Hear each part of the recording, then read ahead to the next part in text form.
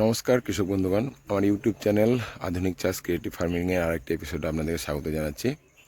তো একাঙ্গী চাষের ভিডিওগুলো আপনারা তো পাবেন ধীরে ধীরে, সব কিছুই আমি বলবো। তো আজকে আমার যে ফলের গাছগুলো রয়েছে জমির সাইডে, যে আমার লিচু গাছ, লিচুর মুকুল আসছে। তারপরে এগুলো হচ্ছে লেবু গাছ। এটা হচ্ছে যে আমার পালমা আমের গাছ, এইটাতে অল্প বিস্তর মুকুল এসেছে। তো তারপরে ওইটা হচ্ছে গিয়ে আরেকটি আমের গাছ। এটি মানে আম্রপলি আম্রপলি আমের গাছে এবার কিন্তু প্রচুর পরিমাণে মুকুল এসছে। আম্রপলি আমের গাছটাতে এবার সবথেকে বেশি মুকুল এসছে। আর এইগুলো হচ্ছে আমার লেবুর গাছ।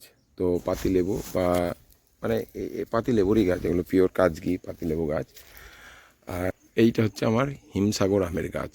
ঠিক আছে, তো আজকে দেখুন এই যে স্প্রে করছি, এই দেখুন আমার এই স্টিক আছে।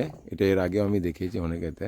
তো এই স্টিকের মাধ্যমে একদম মুকুলের আপনার ডগায় ডগায় এই স্প্রেগুলো হয়ে থাকে বা করা যায়। এই স্প্রেগুলো মুকুলের একদম মাথায় মাথায় চলে যাবে।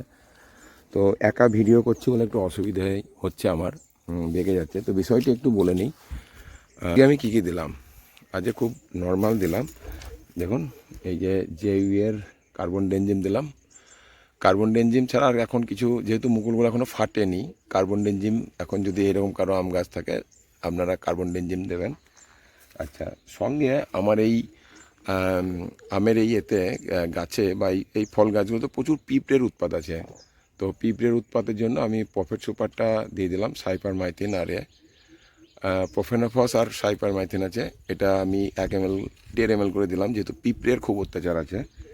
আচ্ছা, সঙ্গে ইমিডাক্লোরোপিড, টাটামিডা, হিলমিডা, যে কোনো একটা ইমিডাক্লোরোপিড আপনি 1 ml প্রতি লিটার জলে এখন আপাতত আম গাছের জন্য স্প্রে করে দিতে পারেন, খুব ভালো উপযোগী। তো এখন আপনার মানে অনেক সব গাছে এবছর দেখছি যে মুকুল এসছে। মানে আম গাছগুলোতে, লিচু গাছগুলোতে এখন মুকুলে একদম পরিপূর্ণ হয়ে রয়েছে। তো এই হচ্ছে আমার আজকের আপডেট।